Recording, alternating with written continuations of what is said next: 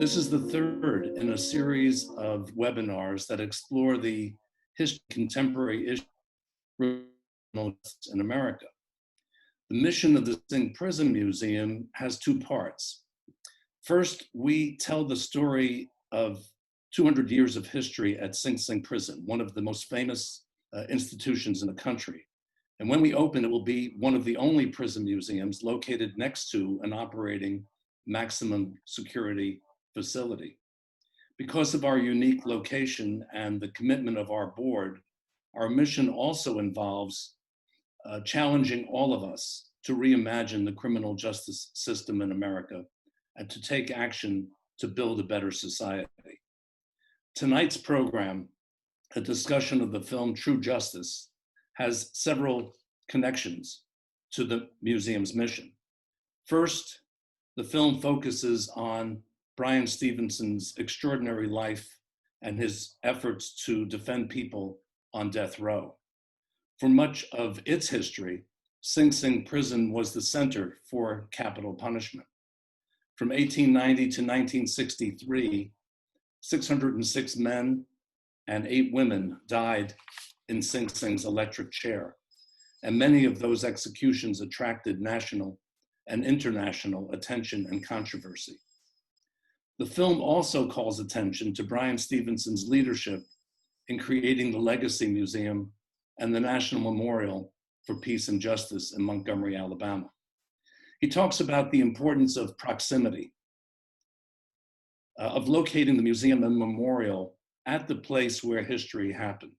At the Sing Sing Prison Museum, we share this commitment to enable our visitors to explore a site firsthand and to use history as a resource for understanding our own times. I hope you enjoy this evening's program and that you will follow us to learn more about the next webinar, which will take place in December. It is now my pleasure to introduce Joel Motley, who will serve as the moderator for tonight's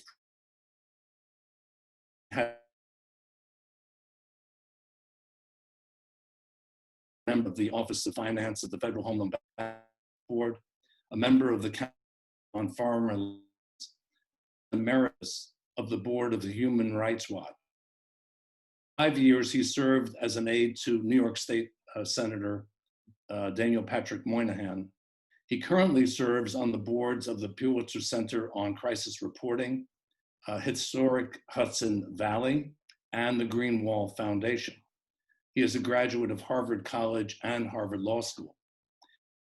In 2016, he co-produced a short film about his late mother, The Trials of Constance Baker Motley, which traced the extraordinary life and career of a great civil rights lawyer who had an enormous impact on her times and on American history.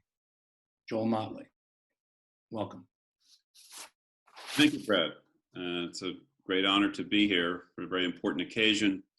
And I think that Sing Sing is certainly, as you say, a real marker for the death penalty, and therefore it's a particularly important marker for the work of Bryan Stevenson and the Equal Justice Initiative, which is devoted to really trying to redress immediately the problems created by the death penalty. Today, we're fortunate to have some really distinguished guests. We have Jessica Jackson, a lawyer, a human rights lawyer with Reform Alliance, who has done a lot of work on death penalty cases, and Kathleen Price, who is herself a cooperating senior attorney with the Equal Justice Initiative. And we have, happily, Elise Frenchman and Matt Henderson, both of whom are producers with Kunhardt Film Foundation that made the documentary that is the foundation of our conversation today.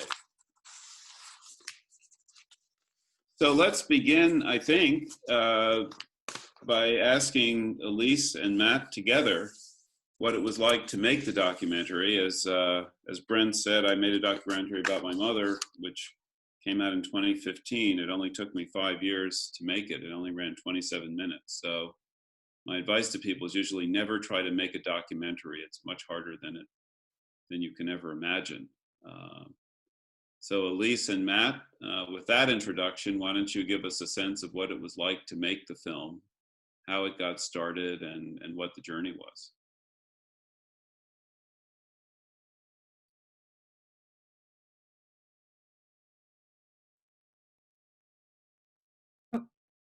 Elise, your microphone is muted. Might be your headset, Elise. Is that better? Yep. Okay, it was my headset. First of all, thank you to the Sing Sing Prison Museum for screening the film and having us as a part of this discussion. As Joel said, making a documentary is very, very hard. We produced this from really the start of development until to delivery in about 2 years, which is really quick. Some documentaries take 10 years to make. But the directors of the film, George, Teddy, and Peter Kunhardt, they had been thinking about and wanting to do a project with Bryan for a number of years before we started production. So they had been talking to Bryan, and I know that this was something that he had wanted to do, create a documentary that showed this narrative of racial difference in the United States, which is sort of the main through line of the film. And so, I mean, as we got started, that was just the idea of encapsulating everything within a 90-minute to 2-hour documentary was extremely difficult. And I remember early meetings that we had with Bryan and how to focus the film. Do we just talk about one era of history? Initially, we thought of just doing a film about lynching, because EJI was coming out with their lynching report at the time. They have a number of educational resources through different periods of history. But it was really Bryan's decision, and he said, you know, I want this film to encompass the entire narrative. So I think that was the hardest part. How are we going to tell Bryan's story, interweave the stories of some of his clients, as well as show this history in a way that people are going to understand and be affected by. And for us, I mean, as daunting a task and a challenge that was for us, we had an amazing ballast. You know, we had Bryan Stevenson, who had put in the work over the course of, you know, multiple decades, where he was shaping and crafting this narrative that's kind of laid out in the film. So, you know, what we started with back in January of 2018 was the very first days that we shot on the film were actually these sweeping interviews with Bryan Stevenson at the offices in Montgomery, Alabama, where I think, at least during that first trip, I think we sat down, it was was it about 5 hours of interview footage during that first trip? It was 2 days. Yeah, at least 5 hours. Right, on that first trip. And you know, so, you know, it was our first, it gave us the opportunity to sit down with him and allow him, you know, in front of the camera to just kind of take us through this period of history where he kind of develops the idea of the narrative of racial difference. And that kind of gave us the bedrock with which to continue forward with the film. And, you know, then we went to work and trying to figure out how to visualize these stories and ideas and historical narratives that he was speaking about. So it was extremely challenging, but with someone like Bryan at the helm, at least his message and his narrative and the work of EJI, it made that process a bit easier. Well, the facility there that he has created in Montgomery is really striking. I think I was there for the first time myself last year, and you've got both a very high-powered frontline litigation operation. You've got one of the best museums on civil rights, I think, that has ever been created. I was a little jaded at the start. I thought, having grown up in the civil rights movement, I had seen all the museums that one needed to see, and it just absolutely blew me away, because it, for one thing, it articulates very clearly the connection between slavery and then prison labor, and then ultimately mass incarceration, and makes the connection to all of those very clear. And then you've got the memorial itself to those who were lynched, which is unbelievably moving, not unlike visiting Auschwitz, really, to give you a sense of how powerful that is. So perhaps we should talk a little bit now with our attorneys, with Kathleen and Jessica. And one of the sort of hot topics of the moment around this set of issues is the resumption of executions at the federal level, where, it's a tragic step backward, but perhaps each of you, we could start with Jessica. What has this done to your work? Has that resumption changed your agenda? Yeah, thank you for the question, and thank you for having me on. So I got started on criminal justice reform after having had a personal impact when my former husband went to prison while we were still married, and looking at his case and how bad the representation he had was. I think Bryan Stevenson's words really resonated with me when I heard them later on, that, it's better to be guilty and rich than poor and innocent, because we got terrible representation, which is what actually inspired me to go to law school and become a lawyer. I started out my career working on death penalty cases. I spent the first 5 years of my career over at Habeas Corpus Resource Center working on death row cases in California that were in post-conviction. Some of the lawyering we saw there was just, it would break your heart. You saw people who had incredible mitigating circumstances, social history, of abuse, of violence in the home, of substance abuse, of mental health issues, all of which, had never been presented at trial, because they frankly had lawyers who, were under-resourced or didn't know what they were doing, and didn't have experts a lot of the time who could help guide their investigation or help interpret what they were finding for the jury and explain, why trauma as a child would lead to the situation that this person found themselves in when they committed the crime they did. I have since then left doing direct representation and moved on to doing policy. Now I'm focused on probation and parole. But I will say that, the resumption of these federal executions is a really, really sad thing for our country. I didn't think that I would see any new executions starting up on the federal level. It's taking us back a step when many states have gone forward and actually ended using the death penalty. We know that, it's arbitrary as to who gets it. Although if you actually look at the stats, you see it's disproportionately African American and Hispanic people who will be given the death penalty, convicted and given the death penalty. We know it's more likely if you don't have resources, if you're not well off, that you'll get the death penalty. So I guess it's not arbitrary. If you look at those things, you can guess who will get it. We also know it doesn't do anything for public safety because it's so costly, and that money could be used to actually prevent crime in the first place. So, it's a step backwards for us as a country for this to be happening on the federal level, and I'm hopeful that here in a few months we'll have a new administration that ends the federal death penalty. Thank you. That's a very, very moving presentation of the front line. Kathleen, how are you being affected by this resumption in your work?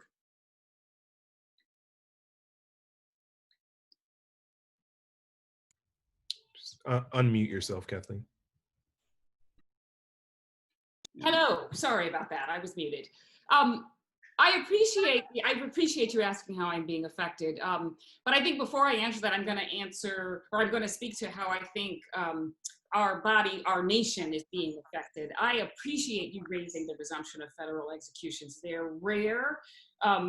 They're unique in a couple of ways that I think folks should, non-lawyers should really be aware of. The death penalty is where our government decides that a person deserves to be put down, to be extinguished, to have lost his authority to have life. It's one of the most serious decisions that a government could make. And given that, you know, we had a whole revolution to have a government of restraint, it's one of the most aggressive uses of government power that a free country can use. The federal government does this in our nation, in our names, in our federal, our national name.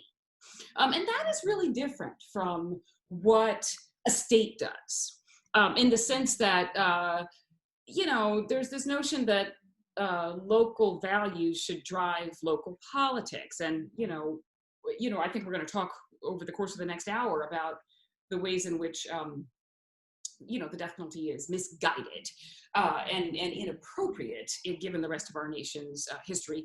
But in the federal system in particular, it's peculiar, and this recent resumption, I think, reflects a peculiar corruption, right? They've resumed these executions for a specific political motivation.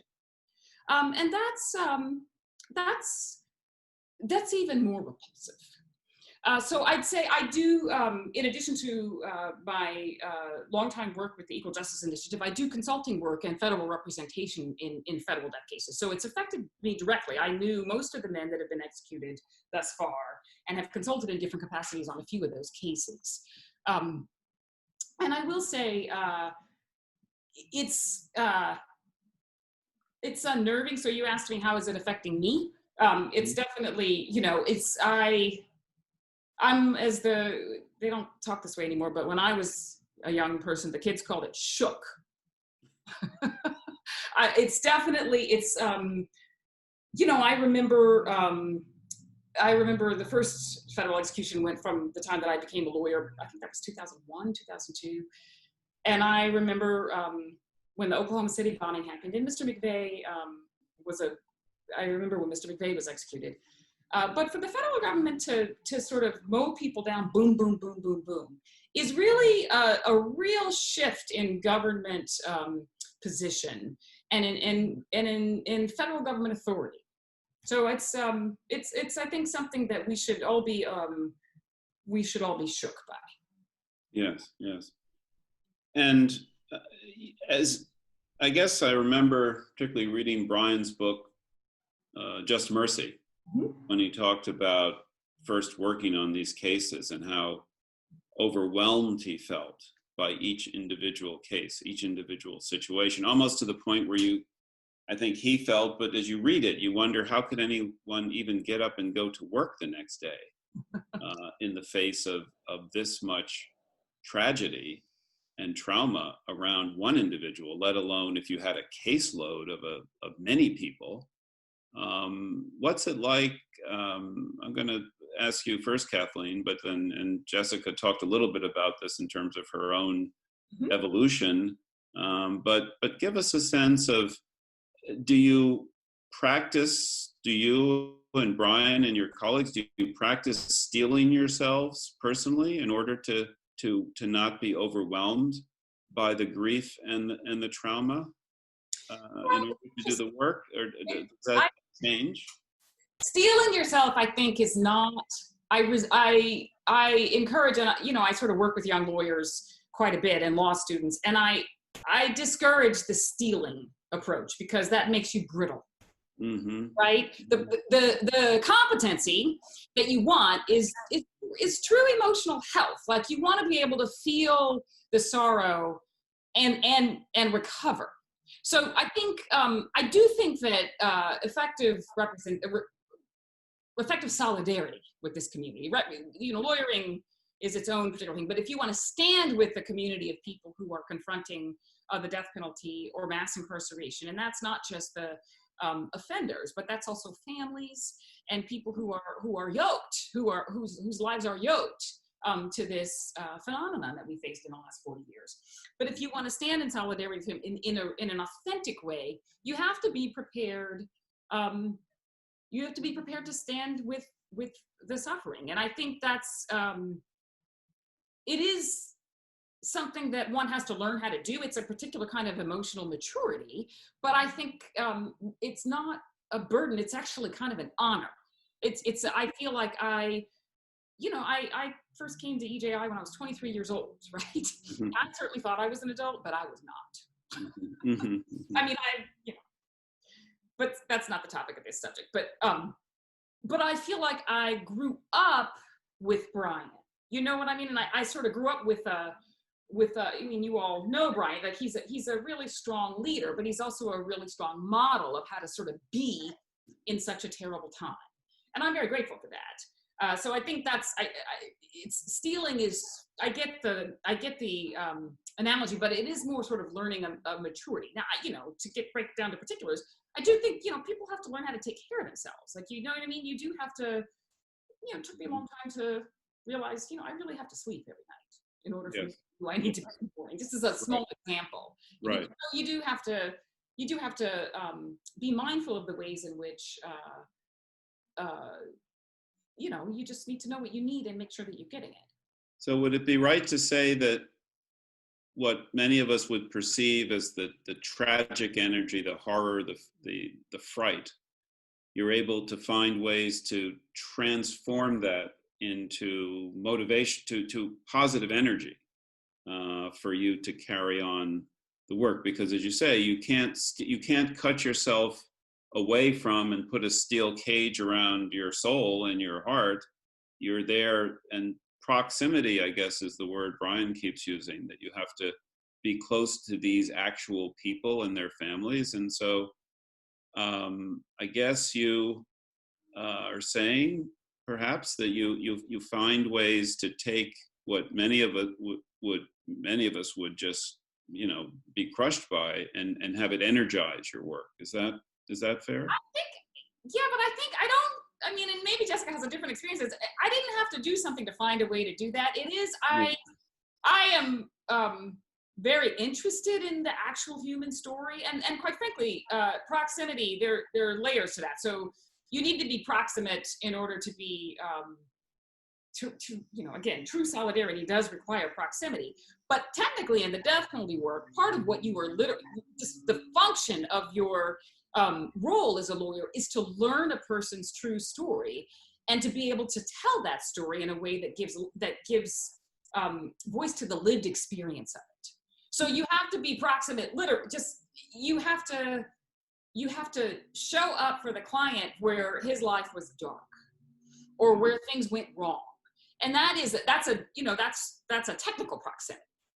And there are really, really, really good lawyers and really good defense lawyers who can't do that. Mm-hmm. That's not why they went to law school. Lots of people go to law school because they don't like emotions at all, right?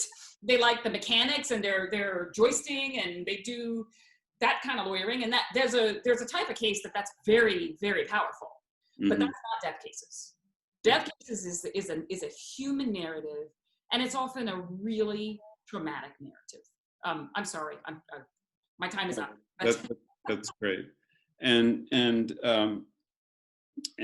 Jessica, in your own, tell us a little bit about your method, if you will. How are you able to absorb the tragedies involved in this kind of work without it overwhelming you? How does it energize you or shape you as a person, as well as shape you as a lawyer? Well, that's a good question, but I think, like I said, I came to this work from a personal experience, right? So I naturally have sort of a tendency to take anger and turn it into action. That's how I process emotion. So in some ways, as much as I've seen the disparities and the terrible wrongdoings and injustice in the system, it's a little bit cathartic to be able to do something about it, right? You can write that ineffective assistance of counsel claim. You can write the claim about the juror misconduct. You can write about, new evidence that has come up that has shown that your client is innocent. Now, it's going to take a very long time before you get, any sort of decision, and maybe it doesn't go your way, but there is something cathartic about being able to put that story onto paper and tell that person's story, which normally has never been told before. I will say that, secondary trauma is very, very real. I've had to sit with clients before or sit with their family members, because part of what you do is you go out, on habeas and you do an investigation into every aspect of their life. You're out there talking to their neighbor. You're out there talking to their teachers. You're out there digging through school records, through their doctors, through their friends, doing all these interviews. And a lot of the time you're having very difficult conversations with people who you just met, and you're having to, take that information and turn it into a legal claim. And I think the secondary trauma of hearing just over and over terrible things can really wear on you, and you have to be cognizant of it and have an outlet. For me, that's always been exercise or walking or hiking, making sure that I really am in a good place before I'm back with my children and going about my day, because I did see a difference in myself when I left death row. In terms of proximity, I still, even in the policy world, I still volunteer in prisons because I want to have that proximity, and I find it inspiring. I worked in a music program in San Quentin with youth, in particular, 18 to 25-year-olds who were all inside of San Quentin prison. And we worked on putting together a music mixtape. You can find it on iTunes or Tidal, the San Quentin Mixtapes, that was all about them getting a chance to tell their stories through music, and just going in there, when I had a rough day on the outside, going in there and being able to sit with them and seeing, how much they were doing with so little, and seeing how they were turning their lives around was just so inspiring. It's like, if they're not going to give up, I certainly am not going to give up, right? Yeah. So I think staying proximate is actually really motivating. Yeah. Well, I think both of you could also perhaps address this aspect of the death penalty, which has to do with race. Obviously, one can oppose the death penalty on humanitarian grounds, regardless of race, as something that's cruel and unusual. But I think it's safe to say that the legal battle around getting rid of the death penalty in this country has been the data that show that the death penalty is unfairly meted out to Black folks. And therefore, that's what really makes it unconstitutional, rather than just being cruel and unusual. So we are obviously at a moment of race reckoning on a scale that we haven't seen since the 1960s. But it's here, it's very large, it's very real. And I think Bryan Stevenson in his work has talked about the importance of having that reckoning now. And if we don't have it now, it's going to make it that much harder to come to grips with mass incarceration and death and the death penalty. So perhaps let's talk, each of you could talk a little bit about that. You want to go first, Kathleen? Sure. I am so grateful to have this opportunity to speak to this. And it's an honor to be here with the Singh Museum, but it's also it's to be here now, right? We are, as you say, we are in the middle of, I don't think I can use the R word, reckoning, but we're certainly we're starting a discourse. We're starting a discourse about the corruption of racism in our criminal justice system overall. And, we've been working, those of us that have been in direct death penalty work have been, talking about the ways in which race and racial bias are operationalized there and implemented there. So I really appreciate the opportunity of, I'm sorry, I live in New York City, so if you hear street noise, that's what I'm hearing. But, we're talking about the racial bias in policing, and we're talking about the racial bias in police brutality, like the specific version of policing that is killing people. But, there's broader racial bias than that. But those of us that have been working as lawyers in the system recognize that, it barely starts there. We see racial disparate treatment of the kinds of charges that are brought to white offenders and Black offenders. You see that, I think one distinction that people are familiar with is the way that use of crack cocaine in communities that had access to crack cocaine was punished much more severely than use of powder cocaine in communities that could afford that particular version of that identical drug.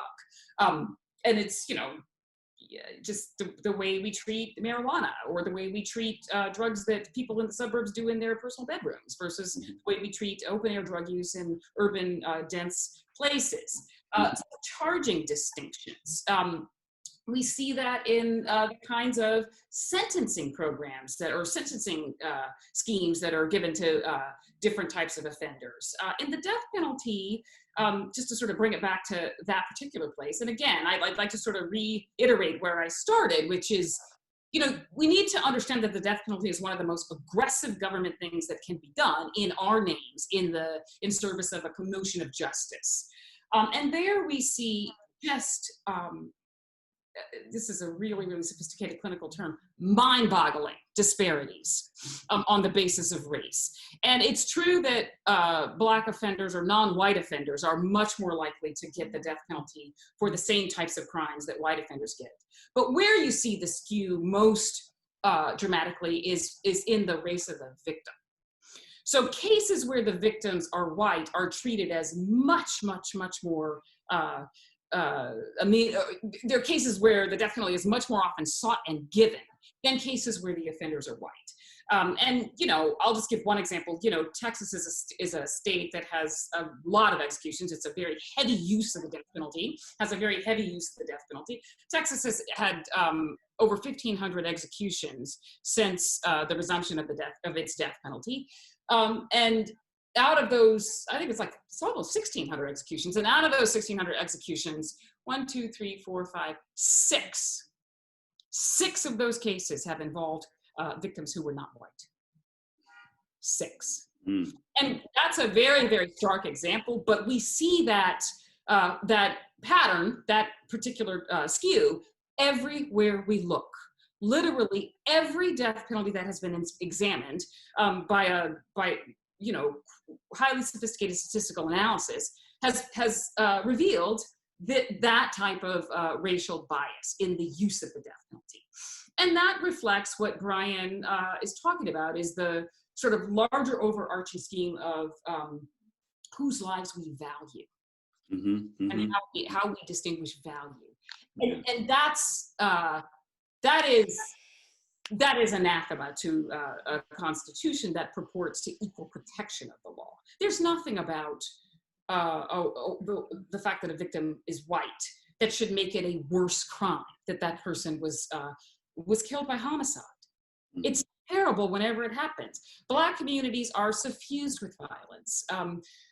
Most crime is intraracial. Most homicide is intraracial. Mm-hmm. But nevertheless, the overwhelming majority of people whose crimes result in the death penalty are interracial, with victims who were white. Yes.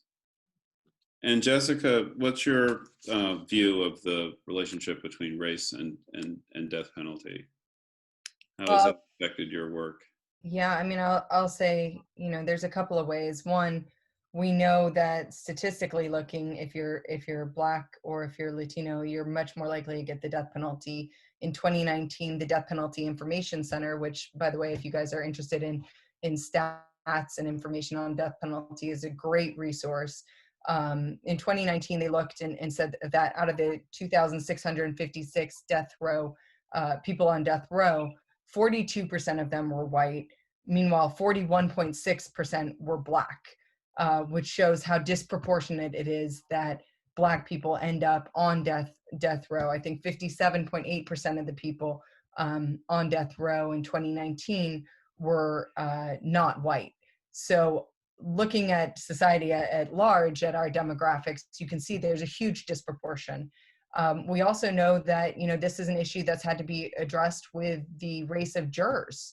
They've literally had to create an entire claim, a Batson claim, to combat, where prosecutors were basically kicking off Black people off of the jury to make sure that, it was more likely to be guilty against Black defendants.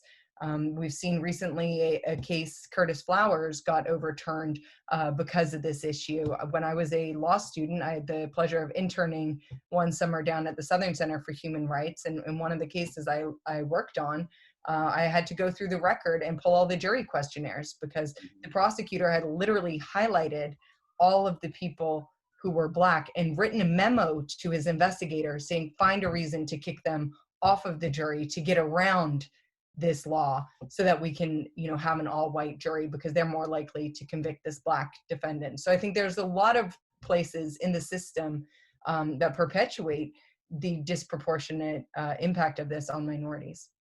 Right, absolutely.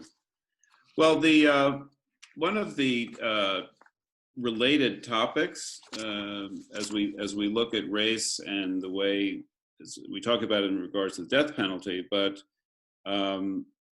is when we look at what happened in Birmingham when the 4 little girls were blown up, remember, during the Civil Rights Movement, and I believe it's Denise McNair who's the survivor. No, was the one who passed, but Sarah Collins Rudolph is a survivor and has begun to ask about being compensated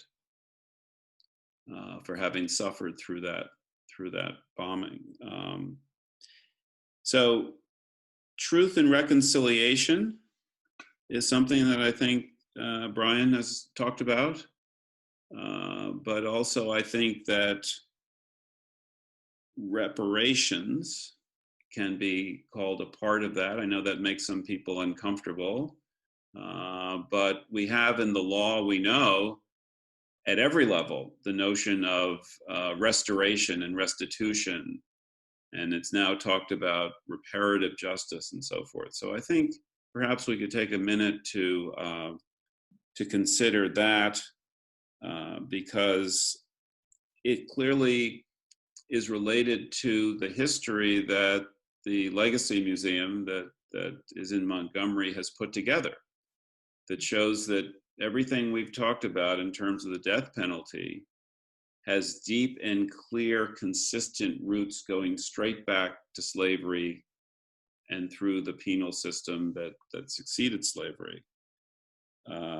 So when we were preparing for this webinar, and I was talking to our group, I said, this is a little confusing because we have a whole X number of hours we could do on the death penalty. We could have a whole nother X number of hours we could do on reparations. How are we going to keep this all together? And then the more I've thought about it at this moment, I think they are intricately connected. And I think the filmmakers as well may have a view on that. Why don't we hear from you about the wider issues that the film kind of weaves in, and that'll give the lawyers time to pull their thoughts together for responding to this issue as well. So do you want to go ahead, Matt? Sure. I think one thing that popped into my head as you mentioned reparations and repair was the idea that I guess the concept that popped into my head was the idea of apology, and essentially reparations is a version of apology, and I think that's one thing, and it's something that Bryan says, it's a idea and a concept that we speak about in the film, but it's that, Anthony Ray Hinton actually is the one who said the line in the film where he said that, he felt that, he was never, no one ever gave him an apology for the 30 years, that he spent behind bars for a crime that he obviously didn't commit. And he said, in his summation of that was, men with power feel they don't have to give an apology to people without power. And the idea of reparations is the idea of a people, a nation, a government coming to terms with the fact that they not only doesn't even do what they did justice, but they essentially destroyed the lives of millions of people in this country, and created a system that we are still feeling the effects of however many hundreds of years later. So I think what we're seeing during this moment of reckoning that you mentioned earlier, Joel, is that we're starting to peel away the scabs and the layers of hurt that various minority groups have experienced in this country. And we're starting to begin that conversation about what it would take to repair those injuries and those hurts. Reparations is potentially one of those things. I think we do ourselves in this country a great service if we're willing to have those uncomfortable conversations so that we can, I don't want to say move past, because I don't think we should ever move past it. I think it's a part of our history that we should acknowledge and understand. But I think it gives us the ability to understand where we've come as a country as it relates to race relations, and figure out how we can move forward into something that we as a people can be actually proud of being a part of. So it's just something that great. So Elise, I think one of the great successes of your film is that you managed to balance very clear focus on Bryan and the very specific things that he does day to day with all the bigger issues that Matt and the others of us have just been talking about. So that the film, I think, is just really particularly good at keeping a dual focus on Bryan as an individual and as a lawyer, and then all the other issues that surround the work he does that inform this part of our conversation. So give us your own thoughts on how that worked in the film and how you managed to pull it all together without getting scattered. Yeah, that's an excellent question. I mean, we really thought that showing Bryan's tireless work was really important. I mean, Kathleen and Jessica, like, you're basically heroes in our eyes after going through this film. Like, the work that lawyers do is just like 24/7. And I think, Kathleen, you said before, you have to stand with the suffering. And we wanted to put that at the forefront of Bryan's work. And one of the themes that he talks about in the film is this idea of being broken. When you stand with people who have gone through all these experiences, who have suffered so much, you get broken too. And Bryan says this all the time in speeches and whatnot. But I think it's just so important that we as filmmakers showed how tireless this work is, and that, you know, there's not many people doing it. And to be able to stand up day after day and continue to represent folks and also continue to be denied takes some, like, a gumption that normal folks might not have. So when we were speaking with Bryan, beyond the history, we felt that his personal narrative of doing this work day after day was really integral to bringing the emotion to the story. And similarly, you know, one of the stories that I love that we actually didn't have time to include in the film, but it's something that Bryan spoke about in the interview. It's something that he's spoken about and written about in his book, Just Mercy, is his first encounter at death row. You know, when he sat down with this individual and he realized that they were about the same age. You know, they came from similar backgrounds, and it's in his ability to become vulnerable and proximate with that individual during that moment allowed Bryan to see himself in this individual, and allowed him to understand that with just a simple change of circumstances, the tables could have been flipped, and it could have been Bryan on the other side of that conversation. And I think it goes back to what Kathleen and Jessica were saying before, in terms of how you can't necessarily steal yourself away from that work, because by allowing yourself to get close, by allowing yourself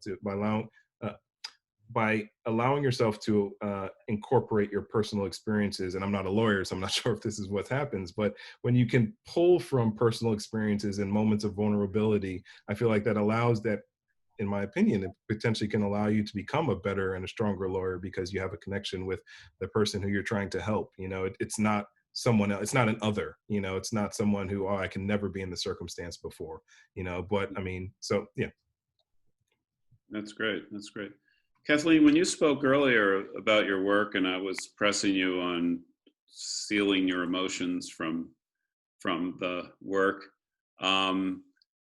talk a little bit about these wider issues of the movement, so to speak, of we think about, you know, what the death penalty means on the wider political scale. You mentioned that yourself, but as you do this work, how conscious are you of those wider issues? I know you've got to kind of focus on one case at a time, one juror at a time, one client at a time. How does the wider battle, the wider struggle get into your work and the work of your colleagues? I assume that if I were a young lawyer coming to work there at EJI and I was on a high horse about how I was going to change the world and everything, you might have to bring me down and say, no, you've got to actually get this witness questioned and get these papers filed by 6 o'clock. And, you know, that would kind of change my focus. So how do you balance the individual effort with these wider concerns? It's interesting. I mean, I definitely think I know what you're talking about. There, you want to live in the wider concern so that you don't have to drill down to the particular, because it's gritty and awful. And nobody's story is really a straight line.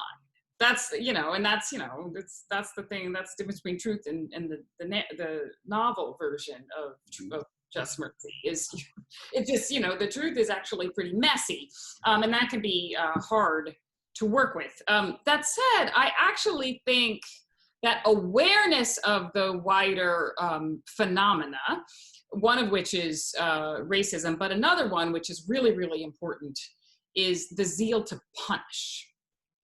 We have this punitive culture in the United States that's been very dominant for the last 50 years.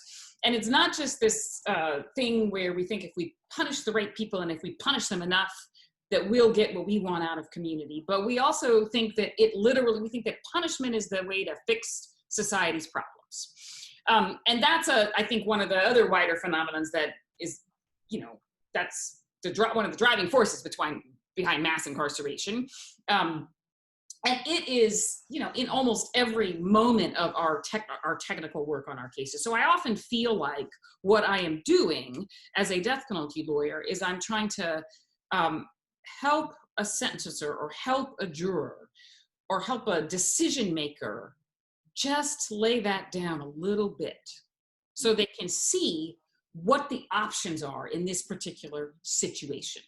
You know, I know Mr. Hinton very well. I worked on that case for many years, but not all of our cases are like that. You know what I mean? So it's in every single case where I consider it my job to be mindful of the ways in which the broader phenomenon are driving the decision makers' views, like tunnel vision. What is that called? Myopia.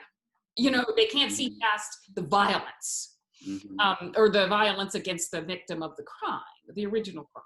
And that's, you know, I consider, you know, I need to be mindful of why we're invested in that as a society, so that I can just try to, it's, you know, sometimes you're knocking it over very aggressively, but sometimes you're just trying to, you're not just, but sometimes the approach is more iterative.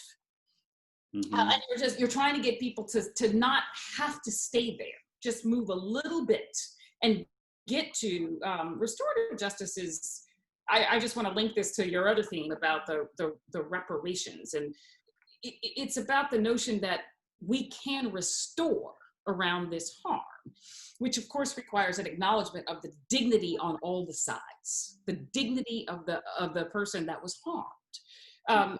And I think, you know, there are a lot of ways to get there in a particular case, but that's certainly our goal, is to sort of get to a decision maker who can see a little bit past the zeal to punish, can see a little bit past or see around. Yes, thank you. And Jessica, how, in your own work, do you see yourself as a crusader for change, or are you a clinician on a case-by-case basis? Do you feel every day or once a month a sense of the connection between work you're doing and just changing the society along the lines that Kathleen is talking about? Yeah, I mean, now obviously I'm in the policy realm, so I'm working on broader issues. I worked on the First Step Act, which was a federal bill that changed sentencing and prison conditions. that got signed into law in 2018. I've worked on a lot of state legislation that changes, policies for a lot of people. So I'm not doing as much case-by-case work anymore, clemencies once in a while, commutations once in a while. But even when I was doing cases, I still felt compelled to work on some of the broader issues. I put a lot of time and energy into Proposition 34 out in California, which was to end the death penalty. Because when you are on the front lines, you see so many of the systemic issues. You see that, if only we would have invested more money in education and in substance abuse treatment and in mental health treatment, or, if we were doing things differently with our foster care system, you see how those investments would have probably prevented the crime that you're looking at right now and representing a person in. So I think it's hard to ever disconnect completely from sort of the larger systemic issues when you're doing this work. And many attorneys I know do end up getting involved on the political side or the policy side as well in trying to enact major changes. The other thing is, any one of these cases can be sort of a poster case for one of these policies that you're trying to change, or one of the systemic issues in the system. So a lot of the time in the policy world, we'll go and we'll find cases that illustrate why we need the policy we're trying to push to pass, and what it would change and how it would make things better. Because as soon as it's one thing to sit there and talk to lawmakers and give them a bunch of statistics and give them a bunch of data. That's nowhere near as compelling as bringing in somebody who can talk about what happened to them or what happened to their loved one. And that's why it's so important, that documentaries like this are being made and being distributed widely, because it's putting human faces in front of a larger audience to really bring it home and change the narrative around mass incarceration or death penalty. Great, thank you. Well, that's a great note. We have just a couple minutes before we take questions from the audience. Perhaps Elise and Matt, you can tell us about the film, how it's been received, what are the prospects for its dissemination, and how you see all that playing out. It's interesting how these film. I find my own film. It just with time, its impact tends to change. So this came out. When did it actually premiere? It came out June of 2019. So yeah, it's been over a year now. And Matt and I have done a number of Q&As like this in front of a variety of audiences, from a restorative justice conference yesterday to groups of high school students to just universities or educators. And we've really gotten a lot of great reception from the film. Mm-hmm. I think the most memorable person who spoke to me after one of a panel discussion, he was actually a corrections officer, and it was a discussion at University of Connecticut, and he worked at a prison nearby.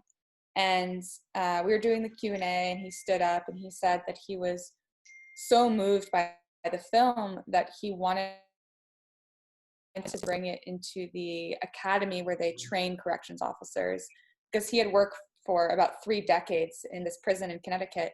And he felt that if, when somebody goes from the academy to the prison, he saw that everything they learned in the academy was like they were told to throw it out the window, because this is how they do things there. And he felt that if something like this, if this film using storytelling could bring a little more empathy to folks, and as Jessica was saying, like using the power of someone's personal story to relay experience, he thought that would be, incredibly helpful for these up and coming corrections officers. And I guess that was the most memorable piece of reception that I've personally seen.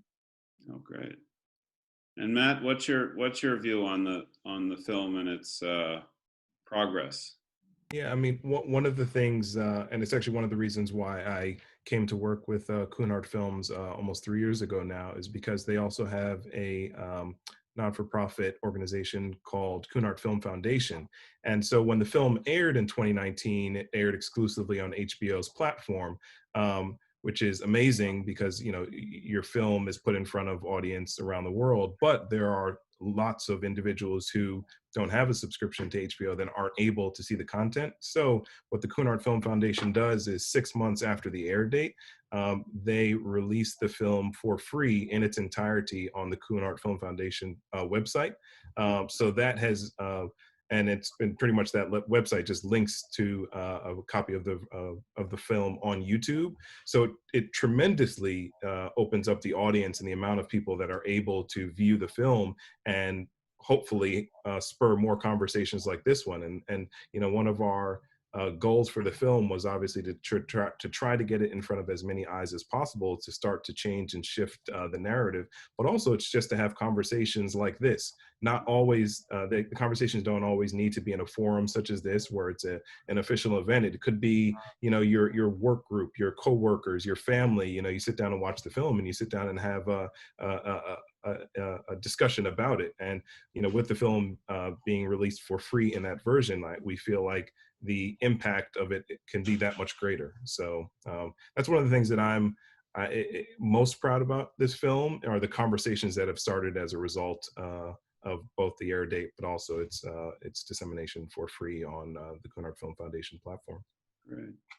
Well, one of the topics that's quite hot as a result of the explosion from early June when George Floyd was killed has been a conversation about white supremacy. And I think a lot of us have thought of that as a sort of historic term related to the civil rights movement and the Civil War, but somehow this explosion has brought it to the front, and I guess we've even from the White House and the embrace of it, we've seen it now as a more current thing.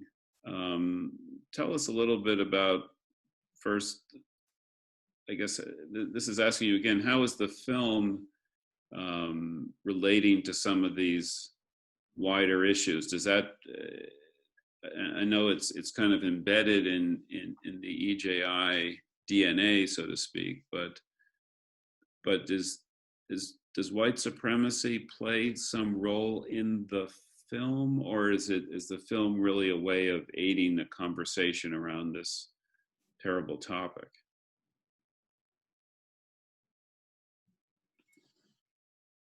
You can go ahead, Elise. Sorry, I was trying to find my mute button.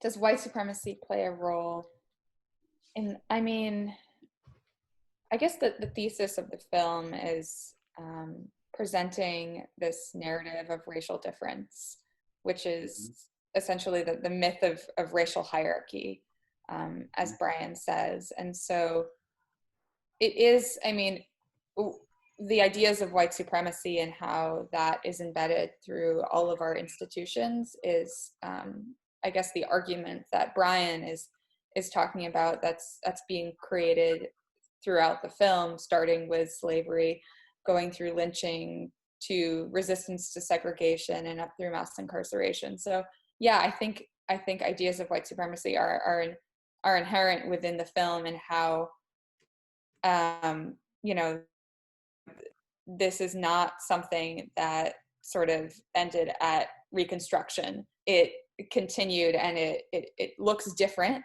but it's the same thing. As Bryan says, slavery didn't end in 1865, it just evolved.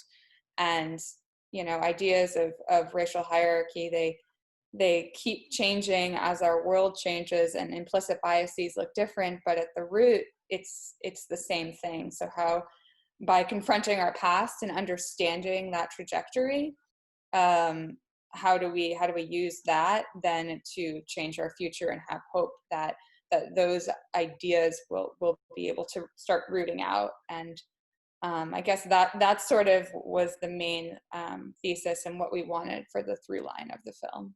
Mm-hmm. And Matt, what's your perspective on that question as well?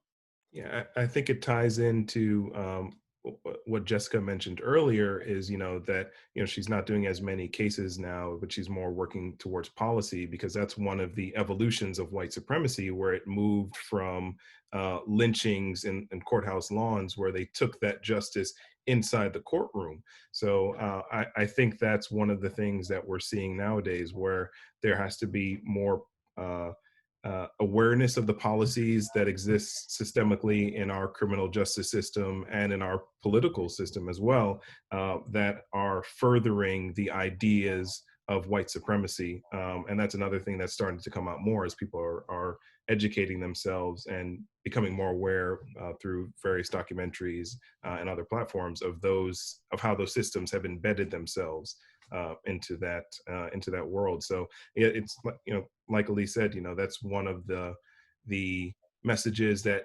is kind of like, it's a through line through the film. It's not necessarily something that we take the time out to specifically target, but I feel like it's one of those things that if you watch the film in its entirety, you will see those instances and those hints of white supremacy through all those different eras. So Kathleen, from the perspective of EJI, how obviously when you go through the museum, particularly, you could see the white supremacy issue on display. How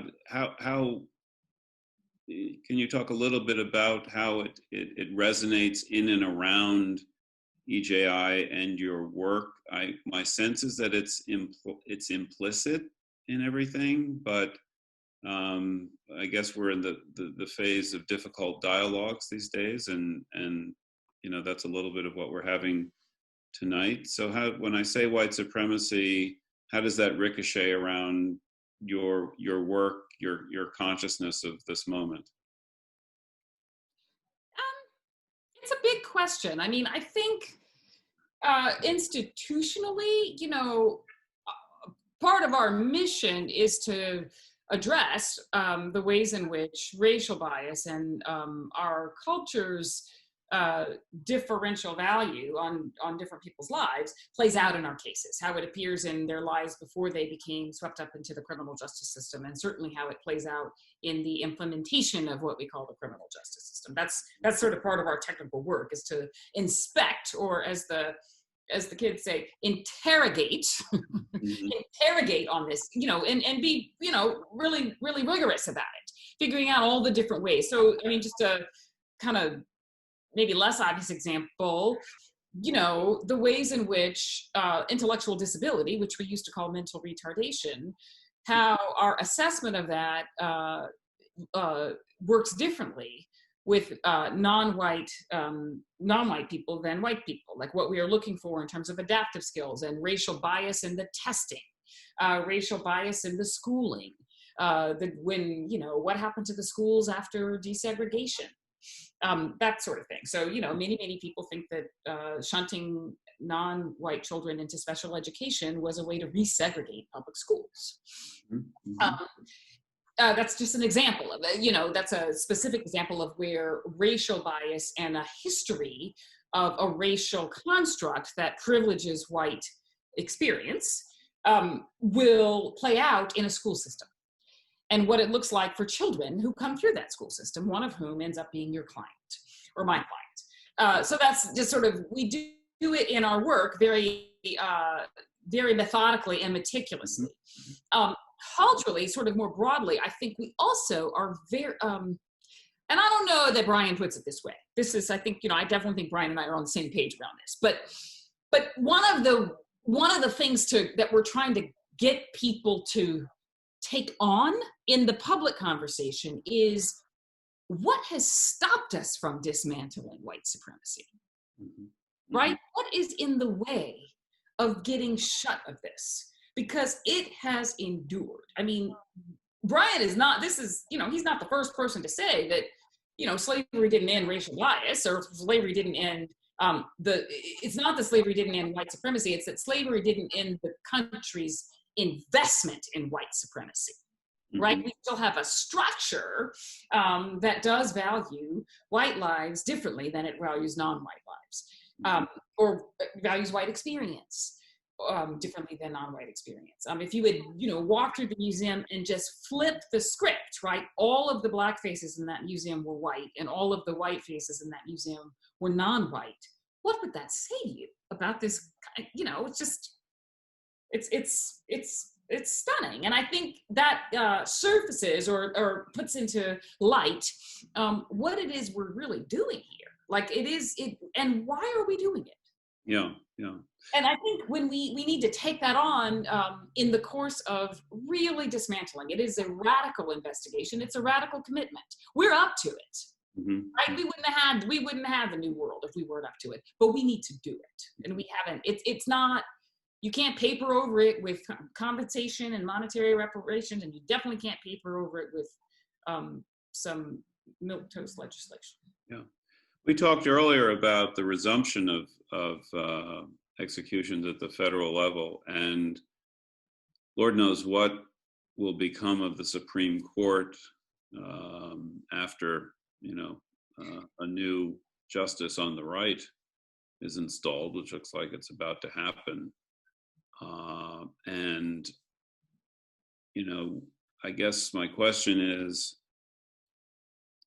if I'm right that the principal legal attack on the death penalty is again racial disparity and not just inhumanity.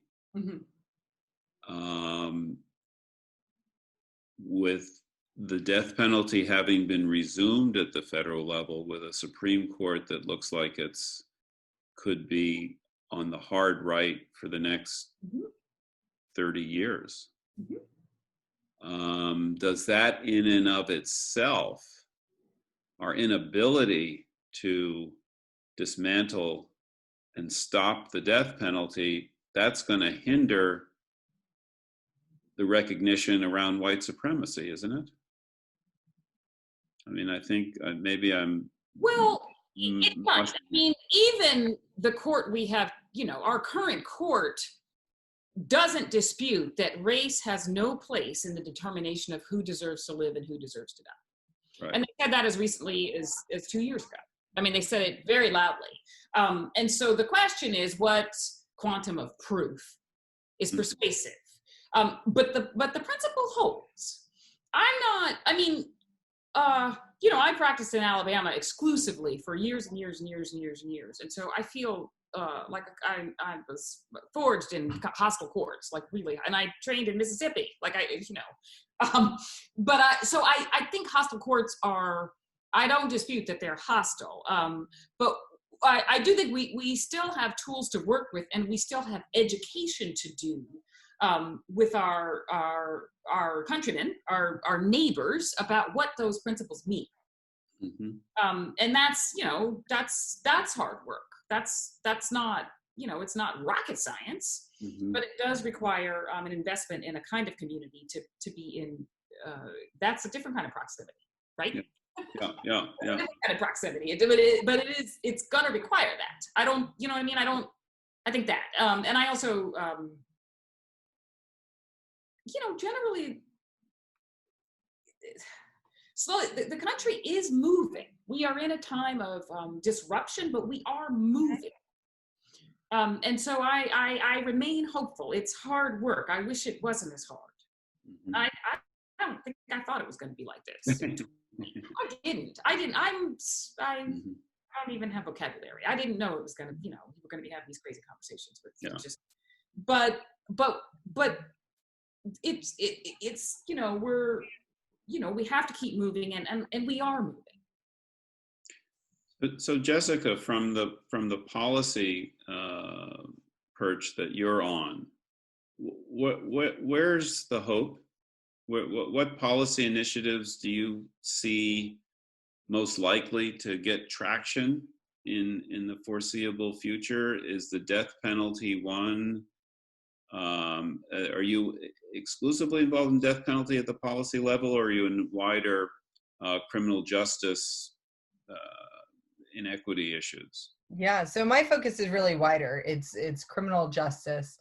across the board, starting with diversion and trying to create more diversion programs to keep people from ever even entering the system or getting criminal records, since we know that comes with so many collateral consequences. Looking at sentencing reforms, how can we make sentences shorter? How can we get more people out who were sentenced to these ridiculously long sentences? Looking at prison conditions, looking at the prison programming, actually turning prisons into places that can rehabilitate people and set them up to succeed. And then specifically around reentry, around parole and probation, capping parole and probation so you're not on these ridiculous long terms of supervision that end up being drivers for mass incarceration, because you've got 2.2 million people who are living behind bars, but you've got 4.75 million people in America who are on some form of supervision, living on the edge of their seat, because at any given moment they could be returned to prison or jail, not even for committing a new crime, sometimes just for technical violations like missing a meeting with their probation officer, or not being able to pay a fine that they have. So that's really sort of the wide gamut of it. Where is there room for hope? I'm kind of an eternal optimist. I always try and focus on the hope. I think the hope for us is, as Kathleen said, the conversation, is moving in the right direction. In fact, we've seen historically both parties have been stupid on this issue. They've both been, knee-jerk, reactionist, tough on crime parties. And they both led to, the system swelling and getting to the point where we're incarcerating so many people and spending hundreds of billions of dollars a year on incarceration instead of on, programs that actually would work to make our communities safer, by addressing the underlying reasons why people are committing crimes in the first place. But we've seen over the last 5-10 years a real bipartisan movement for criminal justice reform. I personally worked with, groups on both the left and the right on the First Step Act, a bill that we were able to get Donald Trump to sign, that made I think Kathleen referenced the crack cocaine disparities. It made the 2013 change to that, where it went from 1 to 100 to 1 to 18 retroactive. That bill's gotten 14,000 people out of federal prisons over the course of the last 2 years. In fact, our federal prison system is at the lowest it's been in decades. So we are seeing, a real bipartisan movement, including everybody from like Newt Gingrich, who, arguably was one of the architects of mass incarceration, to Grover Norquist, to the American Conservative Union, to, evangelical Republicans come forward and say, this system is a mess. It's lacking transparency. Nobody's being held accountable for the incredible fiscal waste here. And it's failing in its purpose of redemption and rehabilitation. It's actually having very poor returns on the investment that we're making into incarceration. So you've seen them coming forward.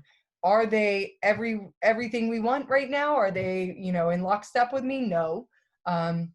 But I'll say, I think in specific to the death penalty, when we saw Rodney Reed's case down in Texas, that was a case I had the honor of helping work on. And I was actually with Rodney the moment he found out he had a stay, which is, one of the most touching moments you can have as an attorney. I was with him and his lawyer, Quincy. But, in his case, you saw everybody from like Ted Cruz to, Texas Republicans stepping up and saying, let's not execute somebody who might be innocent. There's a lot of problems with this conviction, right? So even in the death penalty realm, against the backdrop of these terrible federal executions, you have seen some brave voices come forward and say, wait a minute, we need to rethink what we're doing here. And I think that, if there's any hope in this landscape, that to me is hope that both parties are moving towards a smarter on crime versus tough on crime approach. Yeah. One of the questions from our audience was, how do you convince enough people who have no direct connection in the injustices in the criminal justice system that they too are paying a price? I did a bunch of webinars like this right around the time of George Floyd, and it occurred to me that the inequities in healthcare were one of the three things that created the explosion: the healthcare inequities, the mass unemployment, and the killing of George Floyd. Together, you put those together and you get the moment that we're having. And in healthcare, I think it's safe to say that with the pandemic, a lot of rich people now see that if poor people don't have healthcare, then rich people are at risk. Vulnerable. Can't seal themselves off. So is there a parallel to that in the criminal justice system? Or do you think there's a chance that people are, maybe the answer is yes, that these moves by those on the right to reduce this mass incarceration evidence that? But I guess how do we get our hands around the sense that in the society in general, people are beginning to see that this lopsided criminal justice system is hurting everyone? Yeah, I mean, I think if we're talking about, you know, strange side effects of this horrible pandemic we've been in, I think there was a couple of things that we saw. One, you know, most incarceration is local, right? It's mostly happening on the county level or on the state level. It's not mostly federal. States and counties are broke coming out of this pandemic, coming out of this shutdown. They can't afford to continue to incarcerate people the way that they have. And during, you know, they're going to be having to make some very tough choices about what they're going to do next. Are they going to fund schools, or are they going to fund locking people up, right? So they're going to be looking for alternatives to incarceration. We don't want that to turn into, you know, mass supervision, which we already have. We don't want to make that worse. What we want to see is some real diversion and some investments that, again, treat the underlying reason why people are committing crime in the first place, whether it's mental health issues or if it's substance abuse, et cetera. Another thing is, you know, during COVID, we saw 67,000 people get released because inside of prisons and jails, you know, we had the pandemic spreading 5 times faster than it was out here. I think I just saw somewhere in our social media the other day, like over 1,200 people have died inside of prisons and jails from COVID. And those are the recorded ones. Most people aren't getting tests inside of the prisons and jails, unfortunately. So it really put governors in a position, and even local sheriffs and decision makers, of saying, you know, can we let people out so that there's more room inside of our jails and prisons for people to socially distance. And this was one of those really strange areas where we actually picked up a very unlikely ally in the National Sheriff's Association, who I literally have fought on, you know, 90% of the bills I've worked on, they've been opposed to. But in this circumstance, because of the pandemic, because it was their employees that were coming in to work in the jails and prisons, they were saying, maybe we should be letting some people out so that this isn't spreading so fast inside and our employees aren't getting sick and bringing this terrible plague home to their families. So I think in some ways, you know, we are going to see a change coming out of the pandemic on incarceration. Mm-hmm, mm-hmm. That's very good. What about minors with respect to raising the age on sentencing reform? Is that something that you see moving on the horizon? Yeah, you've seen, I was going to say, we've seen raise the age laws pass, you know, all around the country. We've also seen things like, you know, youth offender parole. I hate saying the word offender. I that's just the technical term for it. But we've seen the youth parole, which is really, you know, after 15 years, somebody who is youth would get a chance to go in front of a parole board, because we know, because of brain science, that your brain's really not fully formed until you're 25. So the person you are when you're 18 versus the person you are 15 years later is drastically different. And it's just not fair not to give you a chance to, one, get the programming you need to rehabilitate, and two, to go in front of the parole board and take accountability and show that you've been rehabilitated, right? So we have seen a lot of these laws, you know, moving across the country. There's a great campaign for fair sentencing of youth, does some really wonderful work on juveniles for people who are interested. But I think, you know, that's an easy area as science has evolved, where people naturally feel more compassion and empathy and are more willing to see policy change. Right. Thank you. Kathleen, were you going to say something on that point? I just was going to co-sign on everything Jessica has said, that, and particularly the latter thing is the, you know, even before COVID, municipalities were feeling the strain of this massacre, the fiscal strain. And so, when you've got Newt Gingrich and one of the Koch brothers who is supporting reform of carceral policies, you know that there's an economic problem. So there has been a real pressure on municipalities to think differently about some of this. That has coincided with some of our cultural shifting around, marijuana. A lot of people are in prisons and jails for marijuana, and meanwhile, it's now legal in many states. Right. But anyway, that's all I wanted to add. That there is an analogy, which is just a straight bottom line analysis. Great. Well, this has been a tremendous conversation. I've certainly learned a lot myself. I'm sure those in the audience have as well. Maybe since the film is the basis of the conversation, there's one last question that Elise and Matt could address. What was your biggest surprise during making the film? Do you have one that stands out? What do you think you learned the most, if you will? Yeah, Matt, yeah. Yeah, great question. I think what I learned the most about the filmmaking process is, it's a tough one because I learned so much throughout it. I mean, one of the things I guess would be just the tirelessness of the folks over at EJI, and I think it was in their graciousness, in their grace to allow us to enter into their space for the time that we spent for those 2 years working with them, and the access that they gave to us with everything else that they had going on around them, I think was absolutely incredible. One of my tasks for the film, and this is something that Elise and I spent many nights over at the offices over at HBO kind of mulling over, were just this, a book with lynching stills from the time period. And we were kind of tasked with pulling out the appropriate, not appropriate, but the best stills to tell the stories for different moments throughout the course of the film. And grew up, my grandparents' parents were sharecroppers in this country, so I grew up with a knowledge of the history of slavery in this country. But the brutality and the callousness is something that maybe my grandparents shielded me from growing up. And it's those images aren't, in textbooks and history classes, at least in the schools that I went to. So I think seeing those images and getting a better understanding, not just the level of violence that was perpetrated against those individuals, but one of the things that we tried to focus on in the film as we displayed those images on the screen was the complicity of those who were around, who surrounded those events. And I think that's something for me that, one, I had never thought of, because when you see those images, you're drawn to the bodies.